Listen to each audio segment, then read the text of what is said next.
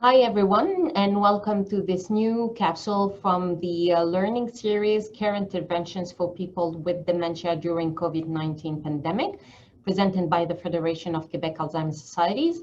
My name is Noah Bengayed, and I'm the Director of Research and Development and Quality of Services at the Federation, and I will be more than happy to present you today's capsule, which is about person-centered approach, how to see the person and not the disease. So the philosophy behind the person-centered approach, and which is mainly the philosophy that is um, uh, um, provided and followed by Alzheimer's societies across the country and in Quebec, is that a person living with dementia remains a person. The disease does not define her. It will eventually change her personality or the way she behaves, but it will never change who she is. And the way a frontline worker sees her is at the center of the intervention and should be really considered as such. So what are the principles that are guiding a person-centered approach? So every person has her own personal history. She also has her personality, her own values and preferences. She also has the same rights for dignity, respect, and to be actively and fully engaged into her community and also in the conversation and decision that will impact her life and also the environment where she's living. She also has the right to be encouraged to maintain her independence and her autonomy, and also the right to benefit from a secure environment that will answer her needs and will allow her to be autonomous as long as possible and to live well with the disease. So the interventions that will have to be put forward and respecting the person-centered approach should be based on the relation of trust that can be built between the healthcare professional and the person with dementia, and to allow a respectful and engaging communication. It's also important to empower the person and to make sure that she remain autonomous and that her self-esteem is always our main focus. The development of her potential and based our intervention on the remaining abilities of the person and not her losses is really key within the intervention and the person-centered approach. So the intervention should also focus and be directed towards the adapting to her reality. We have the one who should be adapting and making changes in our behavior. We should also focus on what matters. Focus on the present, focus as well on what their likes and dislikes. It's also important to listen to their needs and to be responsive to their reactions. We sometimes don't have enough time to do certain tasks, but it's important to respect the rhythm and the way a person would like things to be done in order to respect her dignity. So again, encouraging remaining abilities instead of focusing on losses is really key, and including the family, because they are the one who knows best, probably the person with dementia. So to include them in the decision-making process is key. So to make it happen as much as possible is really important to have a person-centered approach intervention. The language as well that we use is again key within the intervention or the communication or the interaction that we do have with a person living with dementia. So language, we know, have a great impact on the perception that we have on people and ultimately on the disease. So a person-centered language should focus on the person again, not the disease. So here are some examples of what to say and what to avoid, and what are the terms that need to be replaced when we think about the person-centered approach. So, for example, a language that should be avoided and that is widely used sometimes is when we say that a person is non-compliant, she's difficult, she refuses care, or she's uncooperative. Why should we avoid these terms? Because it's unreasonable to expect a person to comply with something that they don't understand, or that does not fit with their values.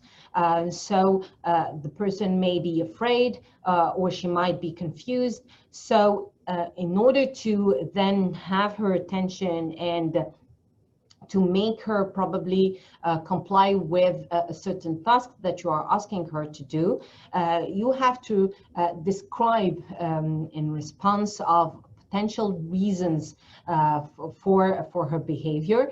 So, for example, is if the person is pushing the medication that you are trying to give her, try to understand what are the reasons behind this behavior, and to address these causes instead of putting the blame on the person. Again, BIB, these terms are more referring to products that are used to care for children.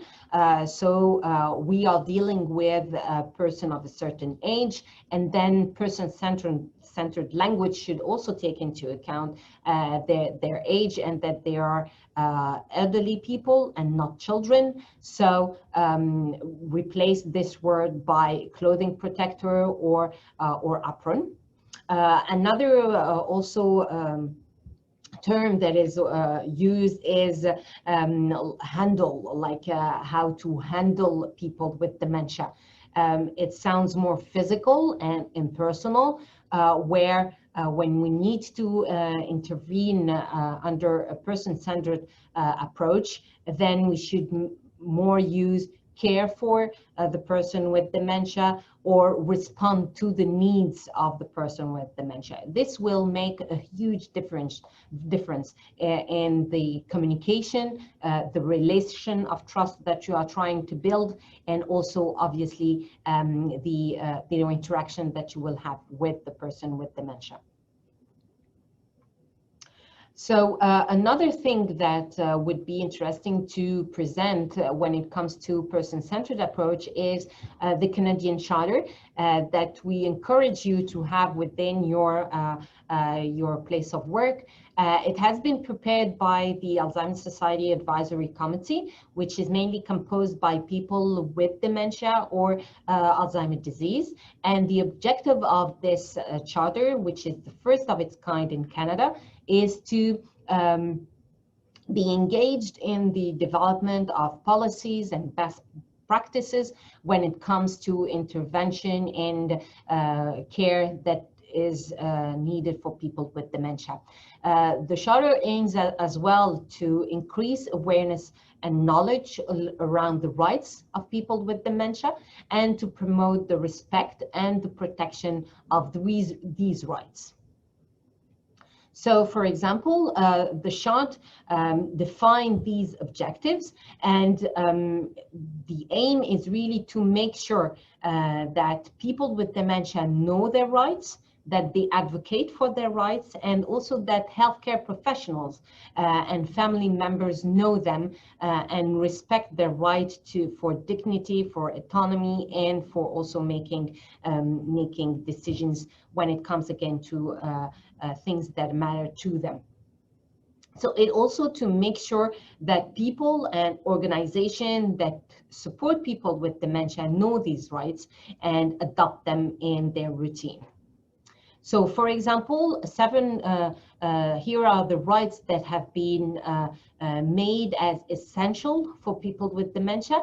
They listed 7 rights, like to be free from discrimination of any kind, to benefit from all Canada's civic and legal rights.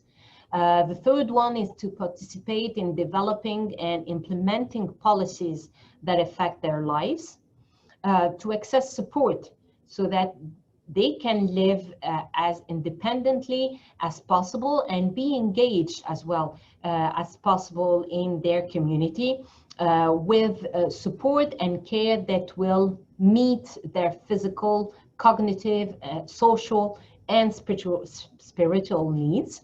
But also to get involved within their communities with civic opportunities, and again, to have access to lifelong learning opportunities. The fifth right, who has been listed as well, is to get the information and the support that they need as fully as possible from the diagnostic till the end, because these decision and these information will affect the decision that they are going to take. So this starts from the diagnostic really till the end of life and the palliative care that they can receive. They also ask or expect professionals to be who are involved in the care that provided to them to be trained. In both dementia and human rights, to be held accountable, to treat them with respect and dignity, and to offer them the choice and the equal access to appropriate treatment options. And finally, to access an effective process of compliance and appealing procedure when their rights are not protected or respected. The essence of the Charter is really to make every Canadian take this effort to protect and respect the rights of people with dementia, so they are seen as valuable and vital community members, and also tackle all the stigma and the discrimination that unfortunately still surround Alzheimer's disease and dementia. And finally, under these difficult times, you have access to 20 local Alzheimer's societies across Quebec. They are joining forces to provide healthcare professionals with support, education, and advices on how to take care of a person with dementia. So please get in touch with them and contact your local Alzheimer's societies. And if you need to have more information about the person-centered approach, the Charter, please visit our website, www.alzheimerquebec.ca, or send us an email at info@alzheimerquebec.ca, and we will be more than happy to support you in your education and support to people with dementia. Thank you so much for your attention.